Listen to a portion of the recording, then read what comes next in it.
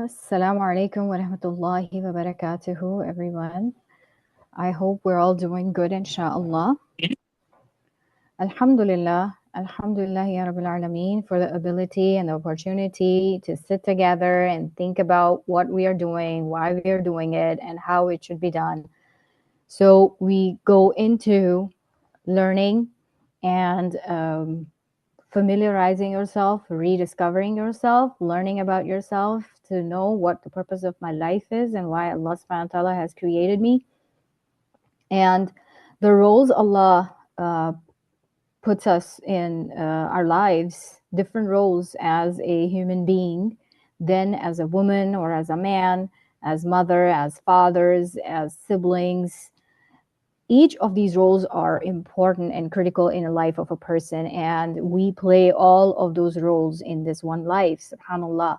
And we're all around children in some way, either whether we are educators or we are parents or we are uncles and aunts and we are caretakers, in so many ways, subhanallah. So we are impacting the next generation as well as whoever we meet, whoever we interact in this world, in this life, when we're passing through our share of this journey in this world, subhanallah. So we need to know our purpose, and we need to know why Allah has created us. That is the beginning of everything. If we don't know the true purpose of our creation, then we are pretty much lost in this world, and we don't benefit from what Allah subhanahu wa ta'ala has intended for us, because a lot of it is in our hands. So today we are going to start a new journey. Wherever you are in your life, it does not matter. Start from today. Today is the first day of the rest of your life, subhanallah. So inshallah, with that intention, let's figure out how we can do it right, starting from self to your spouses, you as a spouse, and as a parent, inshallah. This is a 3-tier parenting transformation journey. We are starting from ourselves all the way to our role as parents.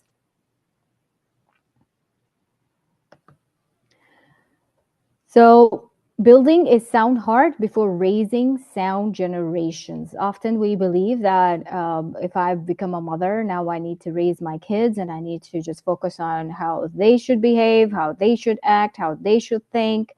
And we completely ignore the fact about what are we doing ourselves in our lives. So before even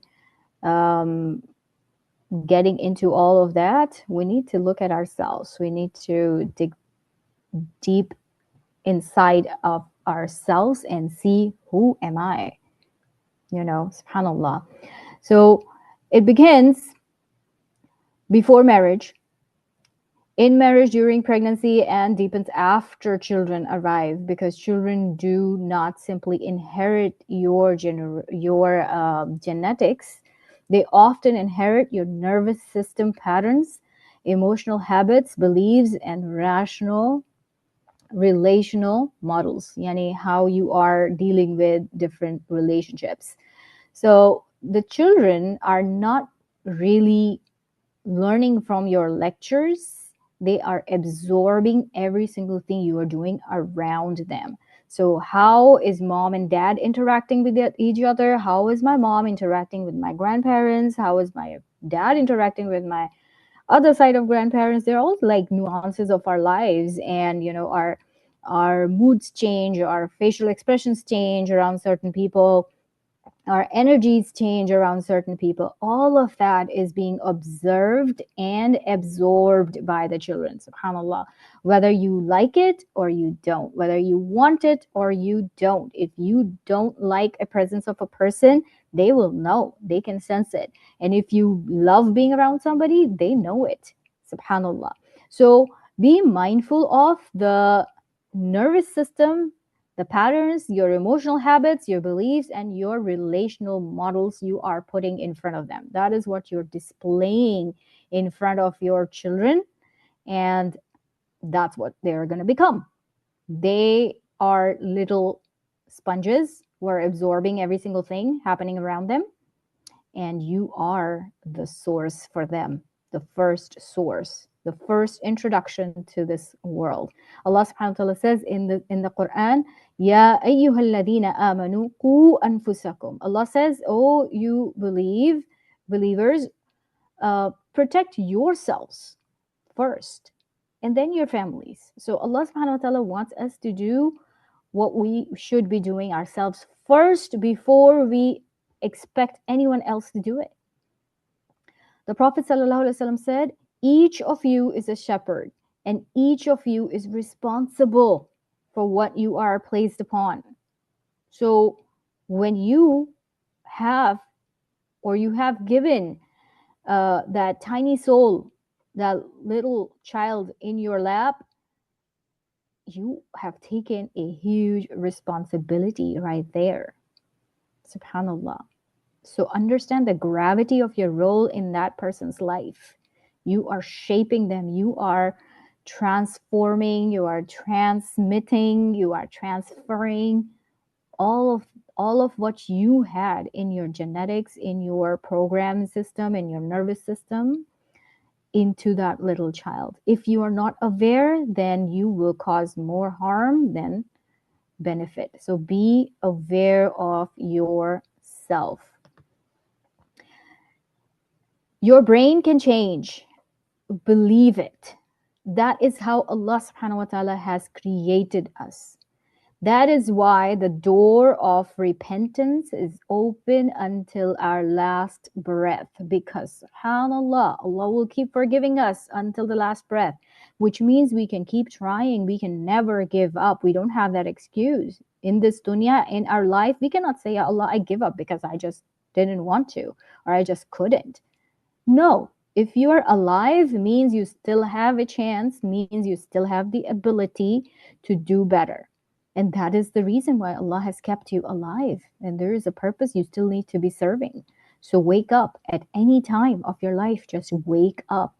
Don't delay it more.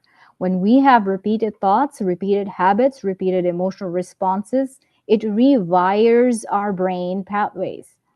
So when you change the thought, the first step, everything starts to change along with it. Unhealed patterns can be repeated, but they can also be transformed. So you can heal yourself. Our bodies, our brains, our ruh has the ability to heal and then correct our behaviors so that we are able to become a positive influence on others.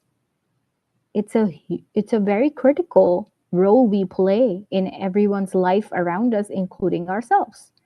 It determines where we are heading in the akhirah, and it also kind of determines where the other person is heading to, because the impact you're leaving on that person, specifically our children, because at a younger age, they don't know what's going on, so they're just copying everything from you, and then it becomes their solid habit that's hard to change once they are 13 and 14, and they question our behaviors, they question our beliefs, they question our understandings, and what we come back with is, because I said so.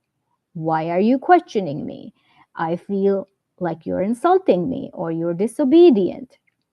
These are our excuses because we don't know how to answer their questions and we don't know how to manage their behaviors, and we take everything personally and we think it's directed to us, where it's just their brain questioning the reality. Subhanallah. And oftentimes now the era that's going on is IT era, where it's everywhere. Information, technology, social media, all these, we have given these access to our kids ourselves. We hand them their phones and they are now roaming around the world in their bedrooms under the covers, and we have no clue. It's our fault. We were the parents. Subhanallah. So they have access to a lot of information, and they're going to come back to you and they're going to ask you questions, and they're going to be like, well, you tell me to pray, but you don't pray. Well, you do you say this, but you do something else. You want me to speak the truth, but you're the one who's not speaking the truth, or you're not being honest, or you're not being respectful to others, and you want me to be respectful to you. Why? That's contradiction, tadad, the call and fail differences. And that's where our kids are now more mature than we were at their ages, because they have access to more information. They are emotionally, mentally mature, and they are more critical. They're more analytical. So if we don't catch up, then we're going to be eventually be dumped on a side, and they're going to leave us behind, because nobody drags anyone. Subhanallah. So we need to understand the gravity of our role in their lives and our roles in our lives as well. Because if you don't really care about your akhirah, there's no point of believing that you care about my akhirah more. It's just weird. It's a weird concept. I don't know why we have been raised like that as a parent, I mean well for you, I mean all the best for you, but I don't mind if I go to hellfire. No. Why do we practice that belief? Subhanallah. So think about it and try to understand that we need to take care of ourselves before we take care of others, so that our children can see that we mean what we say, because we practice it for ourselves too. Today's session is the tier 1 of our series, and the session is Before I Do. It's sort of a premarital coaching, which teaches us that the marriage is our mirror, and kind of like a marital expectations and things, what we need to do with ourselves, inshallah. If you are already married, it's not too late. Start practicing these things. Sit with your spouse and have these discussions. Start over. And there's nothing wrong with that, inshallah. So our target audience could be single individuals preparing for marriage, or active spouse selection, or already married people, because you can start over at any time. Inshallah, our goal is to keep it 60 minutes, no longer than that. Core philosophy is that you cannot select a partner of peace until you become a person of peace. Subhanallah. The Prophet ﷺ said the believer is the mirror of his brother. So that is something you need to keep in your mind in reference to every relationship. Anytime you're triggered by something, that is them being a mirror showing you your weakness. That's what life is. That's what our relationships are doing to us. So today we turn the lens inward. In Islamic psychology, we look at the nafs, the self, and the process of tazkiyah, inshallah, purification. We ask a critical question: am I prepared to become someone's peace? Your childhood, your past experiences created templates in your brain for how love works. Today, we examine those templates so that you can choose a spouse out of alignment, not unhealed wounds. Now, I'm going to repeat myself here again. If you are already married, if the two people sit together and start a journey of healing, reviewing their childhood patterns, what they are bringing from their past experiences into their marriage right now, and how they can improve, and how they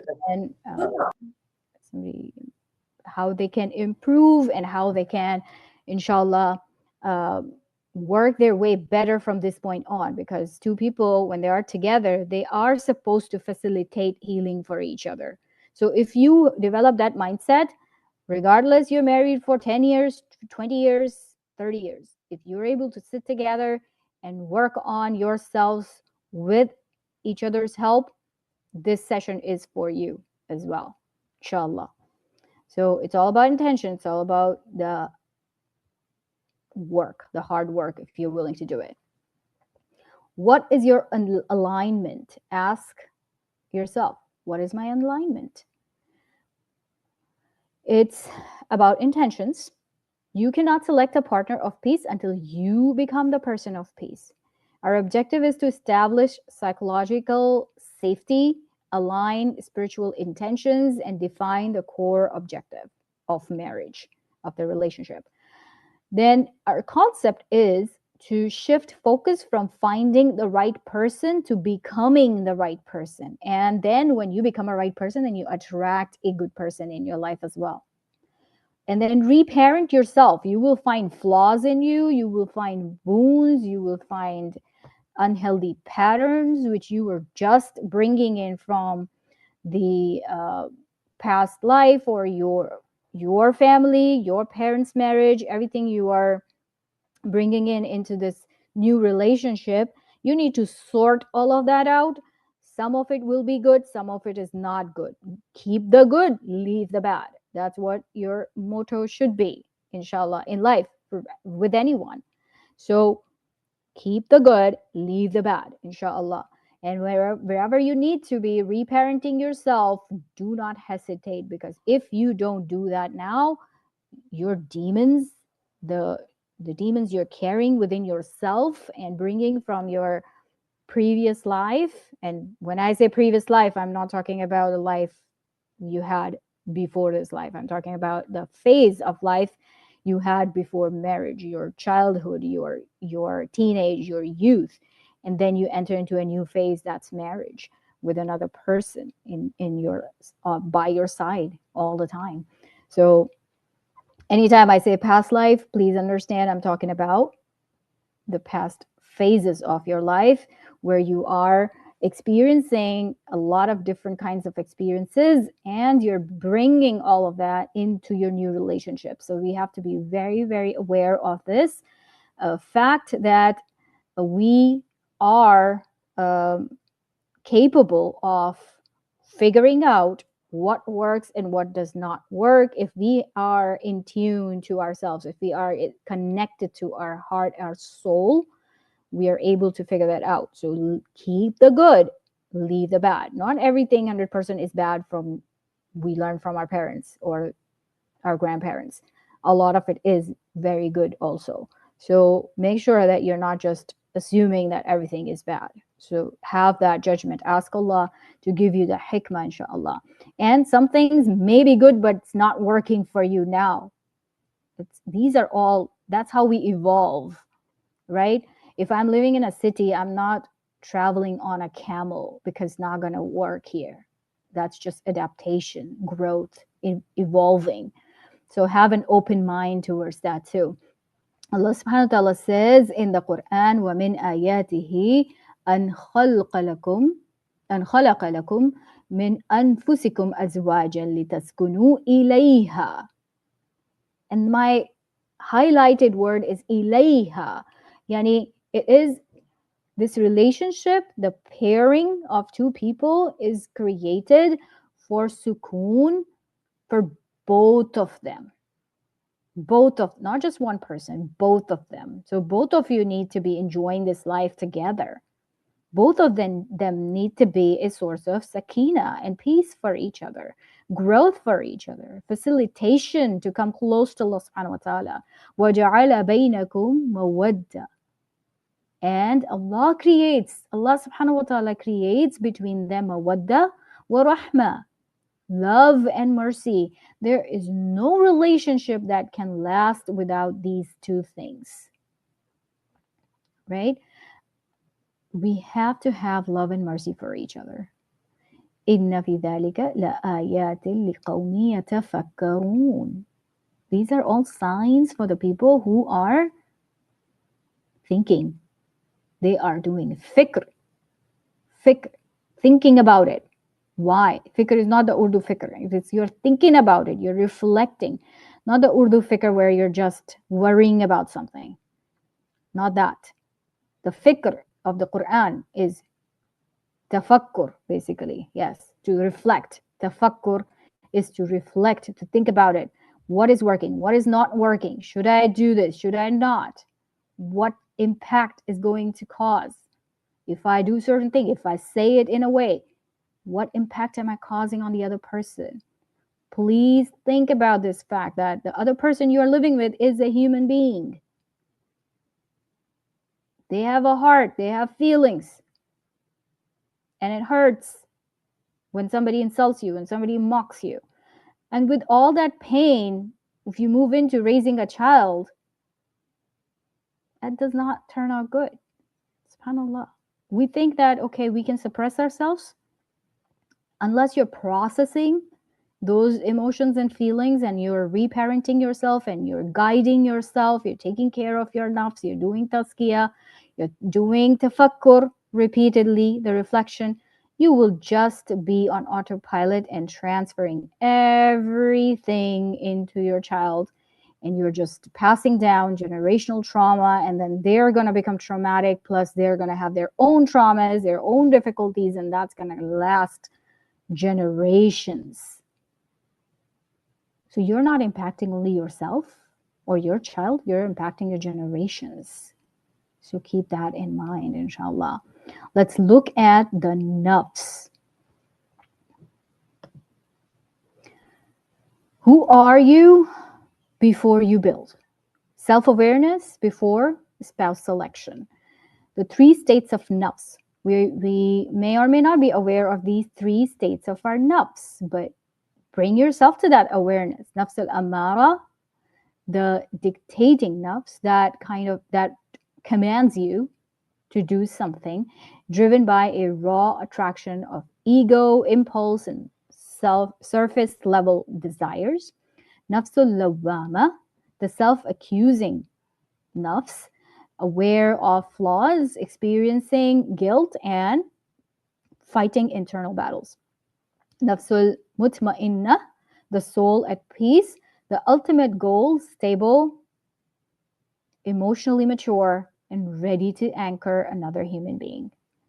Now we keep bouncing between the 3, but let me tell you this. Whichever nafs you feed the most is going to become the strongest, including the lawwama, including the one that is making you feel guilty. But then you keep feeding it, and then you're going to be in a downward spiral of guilt, where you're now entering into a dark space of depression, anxiety, sadness, but no action. So there's a limit to that. There's a healthy guilt and there's an unhealthy guilt. So be watchful of that. Nafs al-Ammara is going to drive your actions through whatever you are inclined towards. You want to feed your ego, you want to react by impulse,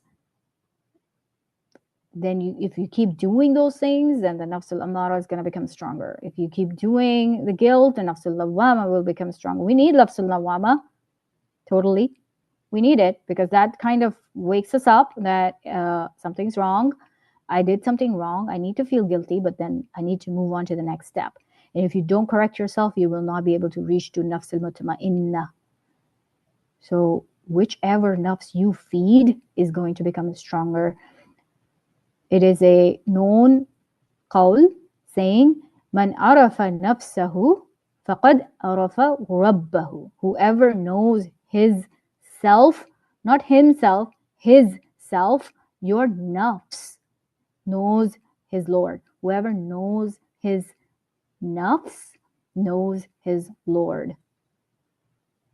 So inshallah, let's focus on learning about our nafs. How am I behaving? How do I react? Why do I do this?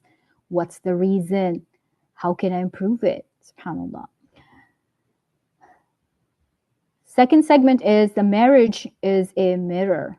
What's your blueprint? So blueprint is what you are coming with. Learning about your identity, your attachment styles, your generational repetitions, the marriages you see around yourself, that also has a huge impact. We are experiencing the lack of interest in marriage in our next generation. There are two things I'm observing among younger generation. Is one group is getting married really early in like 20 and 21s, mashallah. But I hope they know what they're doing and what they're getting into. That's very important. But then there is another group that's just avoiding marriage altogether. They just run away from it. They don't want to take responsibility. They don't want to get tied to a person, because there are multiple reasons for that. Because we have made marriage dysfunctional and hard to live in. We have made divorces super hard and disgusting fact of our life. That okay, when you are stuck in a relationship that is destroying your life, you need to stay in it because you can't get out, or getting out is so hard by society or even by law. It's not easy process. And then within the marriages, because we choose that path, okay, that we now will stay together, but then we don't learn to respect each other in that relationship, and we're creating extremely dysfunctional marriages, what our kids are seeing around them, and that's discouraging them from getting into marriage because they fear that they're going to end up the same. It's our fault. It's 100% our fault.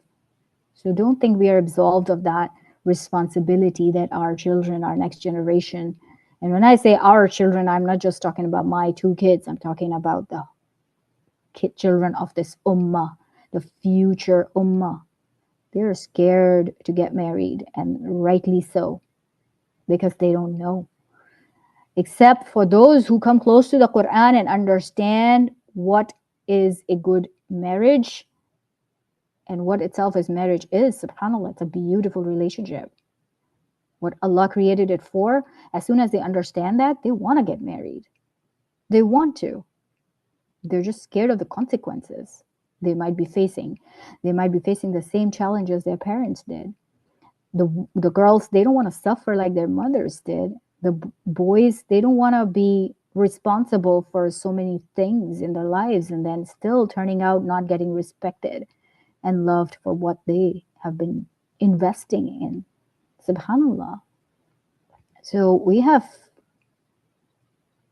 made it really hard for our children to love this relationship, to be wanting to get married, which is such a beautiful relationship. Allah subhanahu wa ta'ala created that relationship with his own hands. That was the first relationship Allah created. And then everything else started from that relationship. It's the foundation of this world. SubhanAllah. And look what we have done to it. So bring your kids close to the Quran. If you have not been able to display a good marriage example, bring them close to the Quran. At least do that so that they find a good partner and then they can settle. They know there is hope. Then they know that two good people can get together. Inshallah. Raise your kids right. Inshallah. So your childhood blueprint, neural attachment map, are you being driven by attraction or ego? Or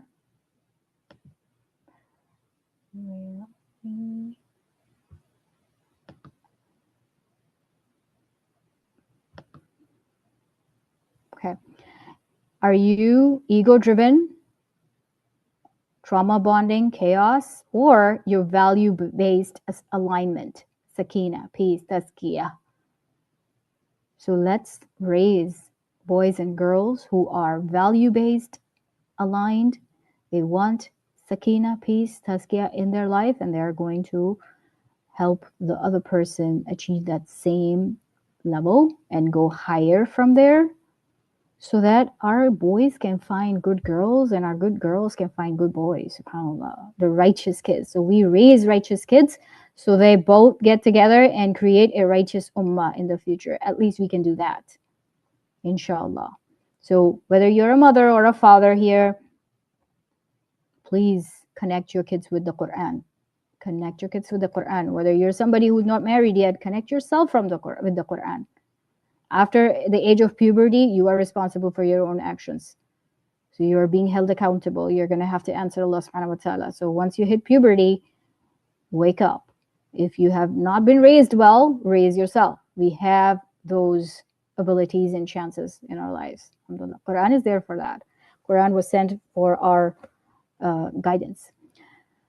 The neuroscience context, relational template, understand yourself, the amygdala and attachment styles, secure attachment, anxious attachment, or avoidant attachment, disorganized attachment. There are different types. There may be more. These are just an overview where when you're secure, you view your relationships as safe harbors, balances independence with intimacy. So you're not completely dependent on the other person. You know there are limits. You know that you're responsible for your own happiness. You know that you need to choose the right way. Doesn't matter. So you're pretty okay within yourself when you're in secure attachment. Anxious attachment is hypervigilant to abandonment.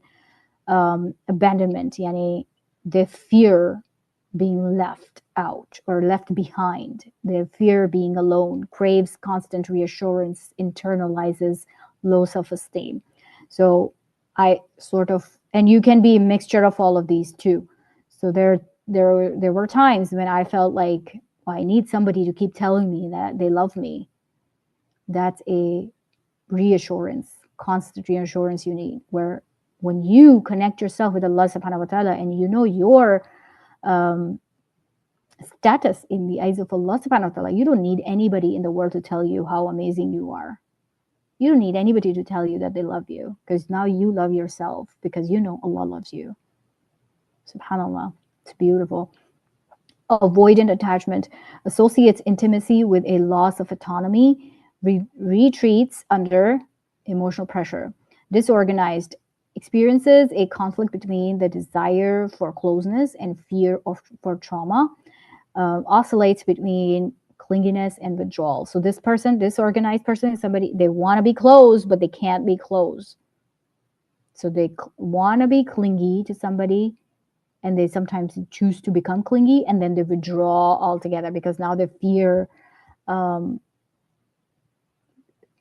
There are, and all of these, apart from the secure attachment, the rest of them are rooting from fear of leaving, becoming abandoned by somebody. So sometimes people end their relationships themselves because they fear the other person is going to leave them. So I might as well leave them first.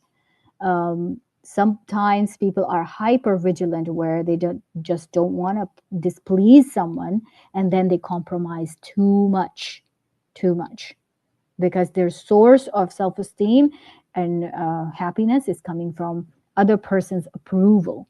Then avoidant, they just avoid any kind of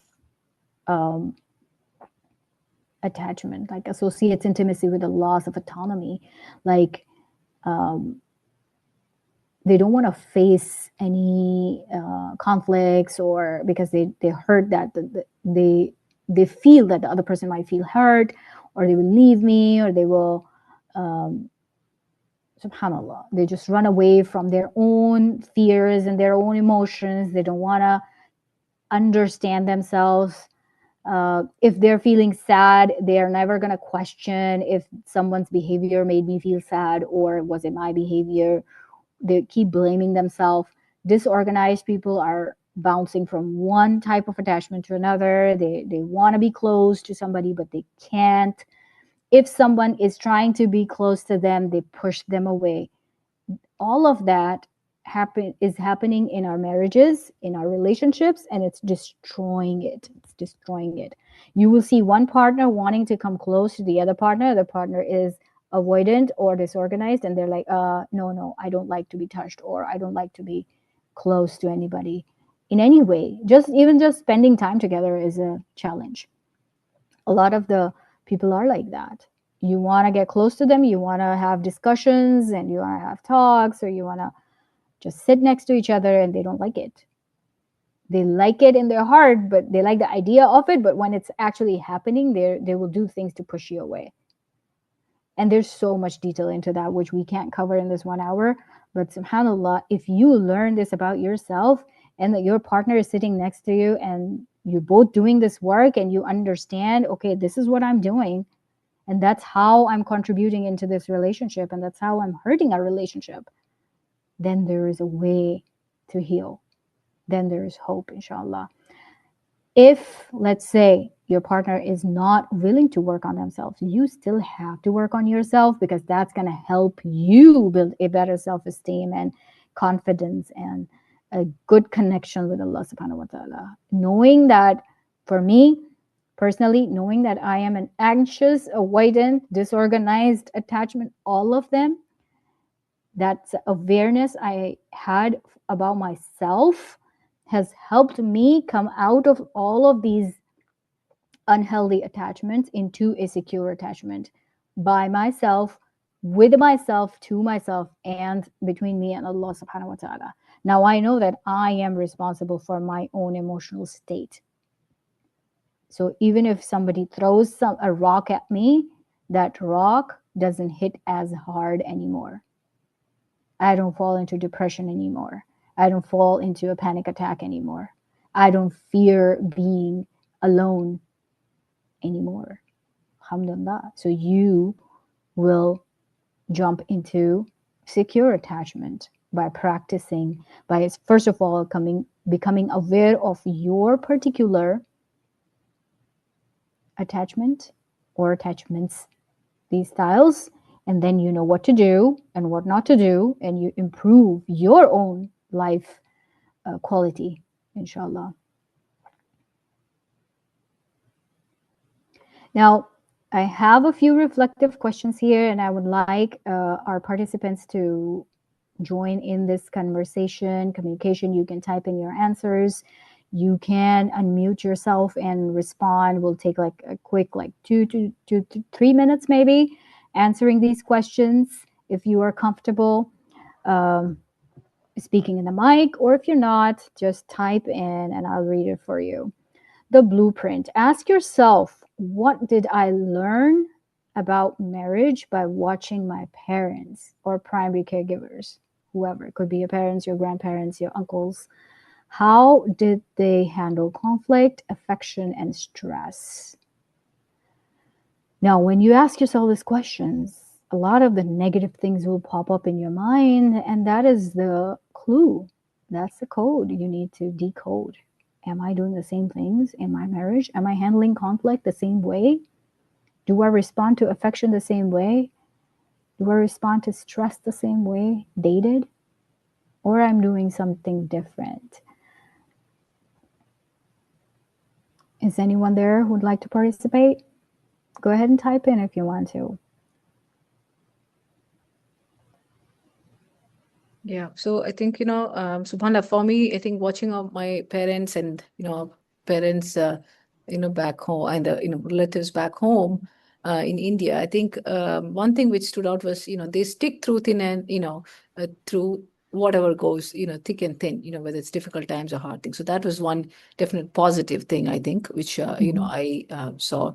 But I think the negative thing was, was there was, there's lack of demonstration of any love of caring at all in front of others, at least, so that was very pronounced subconsciously. Yeah.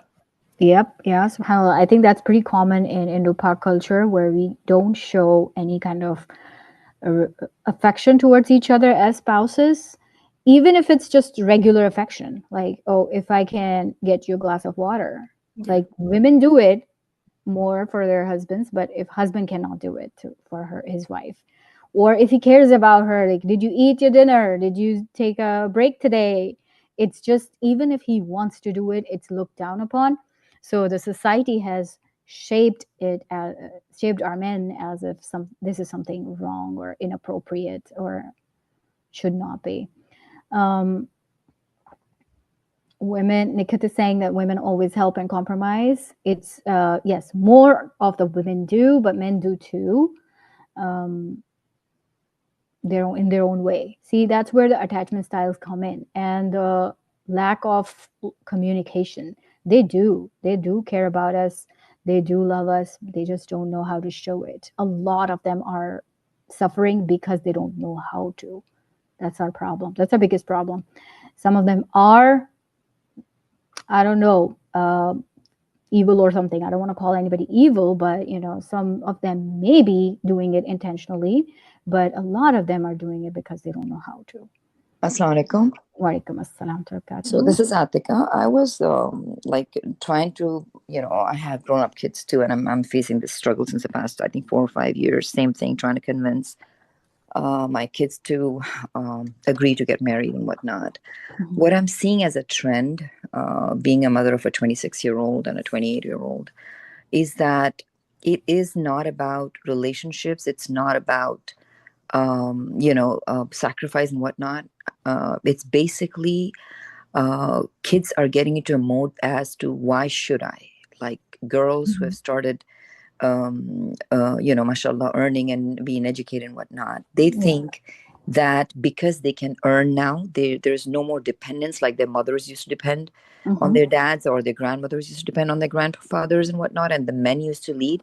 What I'm seeing is an increased trend of um, dethroning men as the head of the family and Mhm. women taking over. What women don't understand is the fact that Allah subhanahu wa ta'ala has given them a job to take care of the family, because it's equally an important job as it is to be able to, bring food from outside and be the forager for the family. But Mhm. to be able to take care of the family is a bigger and higher responsibility in the eyes of Allah subhanahu wa ta'ala, which women don't recognize and they don't understand, and we don't explain that well enough to our daughters. Ki beta, this is a better responsibility, this is a bigger responsibility. So what has happened is learning new things, and being the CEO of a company and whatnot, and women power and all of that, and women's liberation, all of that has gotten so much to our heads that women think that if they can bring in the moolah, bring in the money at home, they're done, and they don't need men, so that they don't depend on them. And that would be sufficient for them to lead their lives. What they don't understand is the task that Allah subhanahu wa ta'ala has given them as childbearers, as people who, yeah, as women who, as the assigned ones to be able to take care of the family and to be able to make that family unit grow. It's not money, it's not power. It is, I think it's more powerful to be able to be quiet, I mean, be able to tolerate and be able to have sabr, than be able to be the outrageous one, the louder one in the family, or the one who wears the pants in the family. It's not. Women have a better responsibility. I think we need to respect our roles. We need to be able to translate that to our daughters, because I'm saying all these big things and Yeah. whatnot, but I'm not able to convey this to my own daughter, So, unfortunately. so my question for you would be, Hmm. are we as parents producing those men who are taking good care of their families? No, Do we have examples for our girls to trust that no. a boy that's been raised in this household is going to give me all of that, which for and when I receive all of that, I will submit to that person. I trust him. He has my back. He's going to take care of me. He's going to take care of my. Are we producing those men who are with? Absolutely not. That's the Mhm. problem. That is That's what the problem is, and yep. that's what when I have these conversations with my daughter, this is what she comes back with. The issue is, yes, with Desi moms, we have pruned our daughters, but we haven't done that with our kids. We have told them what to do and what not, but with our sons, we have told our daughters what to do and how to take care of the family, but Mm-hmm. we haven't. And I'm, guilty as charged. I'm one of Mm-hmm. those parents who literally like did not teach her kids how to do the Yeah. dishes even. And now that he's 28 and he's dependent on his sister or me, I'm Mm-hmm. kind of like, oh my God, what did I raise? And Yeah. this is something that we need to, yes, go back and visit out. Yeah, but again, in any relationship there's always a compromise, and There's I'm not always yeah. saying, No, yeah. no. See, Uh-huh. think about the mindset. It didn't happen overnight. Night. It took, That's the yeah. problem. So it took a generation to come to a point where I am now believing that I don't need a man in my life because I can take care of myself. Why? Yeah. Because the man who enters into my life is making my life harder. Right. He's not respecting me. He's not loving me. He's Right. thinking I'm emotionally stupid. I'm just a crazy girl who doesn't know right from wrong, who doesn't Right. know Quran or Hadith. Or no, you will find girls who want to practice Islam, and then the husbands are not letting them. Right. So that's But there then is a problem. if like Oh, if we go back and forth into the same situation, where do we end up? We end up with non-families. We'll have like a generation that's Yes, not yes, getting married, yes, yes. unfortunately, not having kids anymore. That's And what's it'll gonna hurt the happen. entire society, right? It We're would. seeing this happening in front of our eyes. Mhm. What do we do to remedy this? Do we speak to, like, do we have a family where we raise our sons and tell them, you know what, you got to be more docile, you got to be one who does the dishes, who does the laundry without any shame into it. So Exactly. what we have started is, like, at home, even like my husband, seeing the trend, he started doing stuff like he has been helping around the kitchen more. He's been doing the laundry, and my son started doing that. So we're slowly transitioning into that. But we have reached a point, we don't want to reach a point of no return, but we have reached a point where girls are unashamedly saying, you know what, we don't want to marry. Like, I must have proposed to so many kids for my son, and they're like, no, we're not. And the problem is that, where does this end? Where does this, this tug of war, Yeah. where does it Subhanallah. end? There Yeah. has to be compromise on some end. Yes, we did not raise them right. Yes, my son's not capable. But you know what? This is where the mother-in-law comes in, and this is where the mother-in-law comes in and sides with the bahu and says, you know what, beta, let's let you guys do it. Let my son do the dishes first, and then let you go to work, or you come back and he does. Let's share the work. Yes. This Yes. is where I think mother-in-laws can come in, and they can. But if there's no compromise on the side of the girls, we will not have families. If we're going to tell the girls, yes, you're right, more power to you, girl, yes, I understand, and with all due respect, because I have one of them, I have my daughter like that, very liberal, very, yes, I understand, but how do we resolve this? Yeah. I'm not saying they're right. Mm-hmm. I'm not saying they're right on this, but Right. I'm trying to understand the process that happened behind the, Mm-hmm. for years and years and years. So to undo that is going to take time. And yes, a lot of us are going to suffer. That's just how the societies work. Works. Right. Yes, generations. So first generation to second to third to fourth to seven, it takes a bunch of generations to make a mistake, then learn from it, then undo it, then practice the right thing. It's going to happen, and that's out of our control. So what you can do, as where you are at right now, is going to pray for your children and do what you're doing, continue on that, raise your son, again, you have to raise, like here your husband is kind of doing things he never did as Right. a role model. Now he's Right. undoing the harm he caused, or you caused as parents. He's undoing it, becoming the correct role model, and now Right. your son is joining in. And then inshallah, make dua for your daughters that they find the person who is going to bring their trust back into the relationship. Right. This is the lack of trust. True. That's it. Subhanallah. So it's not that she is right, but she is right in her own way of what she's observing and how she's seeing things around us. And now I need to live this life because I can't have that anymore. I can't trust with myself with a guy anymore, because you go see outside, you see women getting divorced and getting into second marriages and then still struggling. Right. You see convert women getting scammed by Muslim men. Subhanallah. What do we do here? We're in a very bad state. That's why my goal is to reach out to these young kids, because you can change it now, because we can't anymore. Right? We have done whatever damage we have caused it, but bringing our awareness to it is helping us reform ourselves, like you're doing in your life. May Allah put barakah in your efforts. Ameen. And then add du'as with it, immense du'as, and then inshallah raise these next generation in a way that they are taking the right steps, inshallah. So I did, to be honest with you, just trying to bring in or rope in any effort that I can from any possible route that I can. I did share the link to this Zoom video, or to the Zoom meeting. And I shared it with them. She's traveling and he's at home, but none of them joined. And I'm like, guys, this is for you. So it's so hard to rope in. It's like, you know, when you have a person with I'm just giving this as an example, but if a person has a mental issue, it is so difficult to get that person to a counselor, and everyone around them tries, but they're not going to be a part of it because they don't agree. So the fact is to be able for the youth to be able to agree that there is a problem, to agree that they could be part of the solution, to agree to that, just to rope them in is in itself a task. Subhanallah, may Allah help our entire society and our community. Ameen, But ameen. this is That's where our du'as will come in. exactly Du'as. like, it's so difficult. I was so disheartened when I didn't see them in the group. I'm like, this is one thing that I asked you to, you know, but they don't listen. Okay. See, I believe you Wow. get what's your nasib. Okay, so we will have recording of this, and they can listen to the recording. That's fine. But if I don't want to improve at this point, Right. Nobody can help me, right?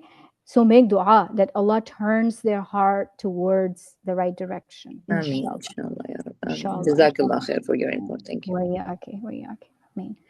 How should I deeply know myself? You need to do a lot of hard work. Sit with yourself, talk to yourself. I think Quran is the best way. Quran is a mirror itself. If you start reading the Quran, see where you fit in. Subhanallah. When I read Surah Al-Baqarah, it is so, subhanallah, may Allah forgive all of us. And the first time I approached the Quran was just to learn as a book, like read it as a book. And I was like, Bani Israel did this? Wow. Bani Israel did that? Wow. How disobedient they are. That approach did nothing to me. Yeah, I learned a little bit about Bani Israel. It did nothing to me. But second time around, I found myself in the Quran. And the ayat about the three types of people, the kafirun, munafiqun, and Muslimin. Subhanallah. Where do you see yourself in? How should you read? I couldn't understand the meaning. Inshallah, there is a way. You want to connect with me after, and I can guide you on that. Inshallah, you can. Where did you join in from? If you join in through either one of us, inshallah, you can get my phone number. My number? Yeah, just text me. Inshallah, I'll guide you in that. All right, awesome. Okay. Our next question is, what is my absolute deep fear regarding marriage? So that's something, you know, like we were talking about, our children need to answer that question. What's your deepest fear? Because it's the fear that kind of directs our decisions and steps we take. Losing my freedom, being rejected, repeated my parents' mistakes, or being trapped in silence. So many of us are trapped in relationships that should have ended a long time ago because it's hard to get out of it. When we are in and I'm not saying you shouldn't compromise. That's not what I'm saying. We should compromise. Sometimes your husband's gonna have a higher, whatever, like he's gonna, his say will go, sometimes your say will go, sometimes neither one is working out. There's going to be so many ups and downs, but we don't even know how to be a husband or how to be a wife. Then how is this relationship going to last? So that's the thing we need to learn our boundaries. Then there are relationships which are absolutely damaging to one of the two. There are abuse involved of many sort, and people are still stuck in it. Like, I personally know somebody in my own family experiencing physical abuse for 8 years, and nobody knew. Why? I feel so ashamed of the fact that she couldn't tell me. I mean, Allahu Akbar. Sister Farhana, can you share my phone number with Samareen, inshallah? Yeah. You can type it in the group and Yeah. so think about this. Think about this as what are you doing? What are you afraid of in this marriage? And the healing. What specific emotional wound, insecurity, or reactive habit do I need to heal before I step onto another person's spiritual or emotional territory? So maybe you're somebody who knows all of this. You're emotionally very, very intelligent, but the spouse is not. Then look at this. If you're stuck in a situation, and I'm talking about a regular type of situation where two people are not able to figure it out, but there's no abuse involved. Some cases must end. But then some cases can continue. So if you're the more stable one, knowledgeable one, wiser one, then you have more responsibility. You have more responsibility towards the relationship. You have more responsibility as a parent. That's where Allah has placed you. So, if you're giving up on your family. You're giving up on your children. So, inshallah, keep that in mind as well. Where Allah has put you in life. This is just an overview of what could be a red flag, what could be a green flag. You can read it on your own, inshallah.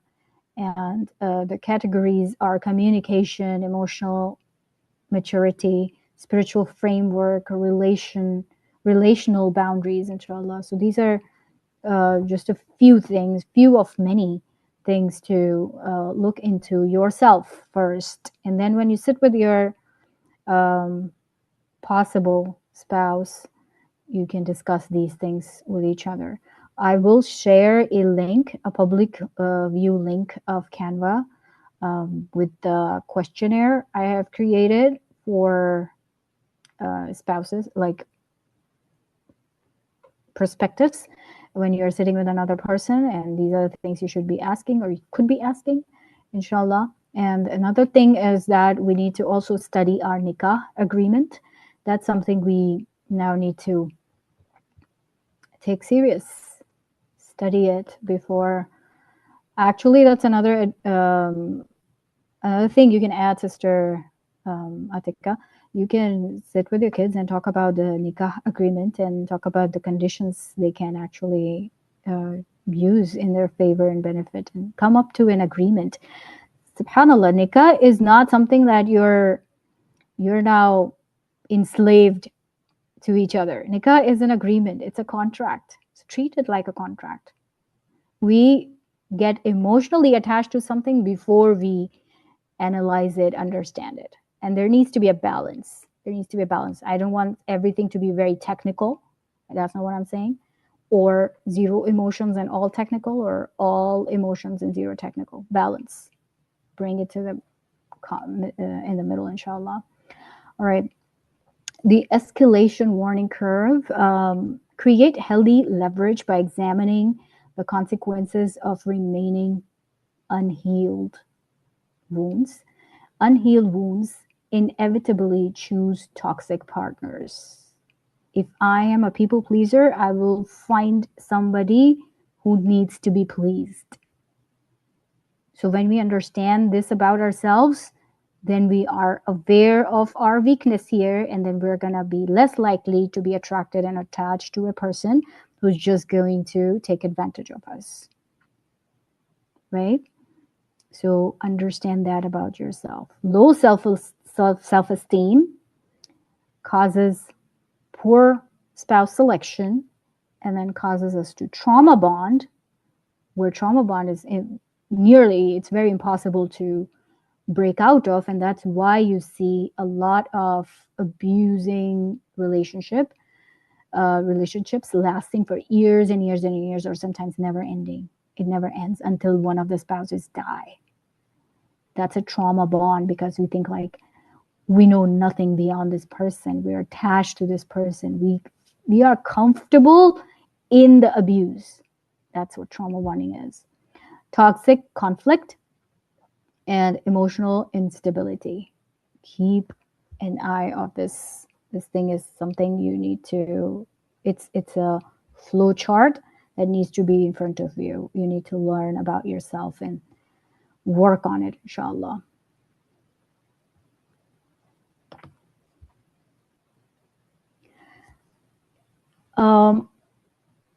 Our desired outcomes for this session and a quick wrap up is to consolidate breakthroughs into actionable next steps. The key takeaways are identity clarity. Who are you and what are your values? So operating out of your values, not your anxieties. Somatic discernment, recognizing how safety feels in your body versus how anxiety, inducing chaos, feels. The peace commitment, committing to internal work before attempting to manage a partner.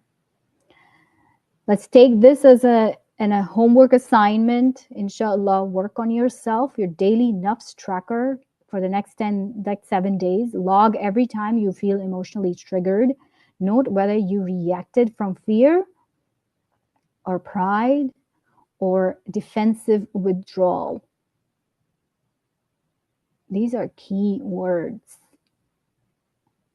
Subhanallah. So learn that about yourself. What are you doing? Where are your actions and reactions stemming from?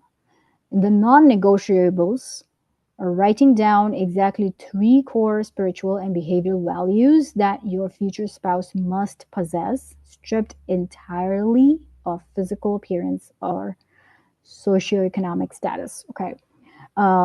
It's okay to want a person who is visibly appealing as well. But subhanAllah, when you pick the right person, Allah makes them beautiful to you. That happens. It's just such an amazing thing that happens to us. Seriously, my daughter was asking me that question, and she's only 17. She's asking me this question: how could you like a person who's not very good looking? And that is what happens. Allah puts love in our hearts for each other. It doesn't matter how you look, but you love each other. That's from Allah.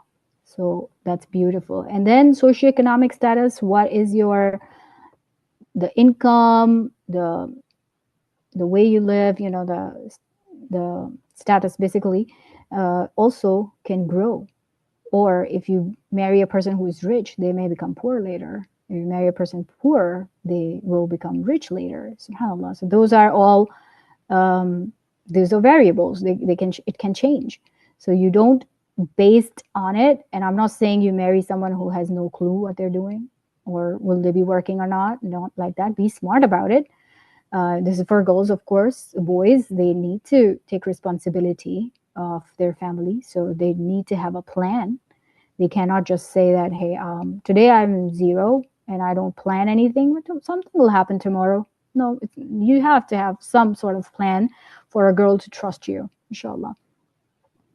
So the core value should come from spiritual behavior, religious aspects, where there are some non-negotiables that, like, hey, if a person is non-practicing, it's a no for me. No matter how rich they are, how handsome they look, how beautiful the girl is, it doesn't matter. If she is not at the same level, nothing wrong intended towards them. May Allah guide them also. But for me, it's not a good fit. Or a mental compatibility, emotional compatibility. You have to ask a few questions to each other. And I have a list of questions, and I'm preparing a document based on that, which we can share later on our website. And here is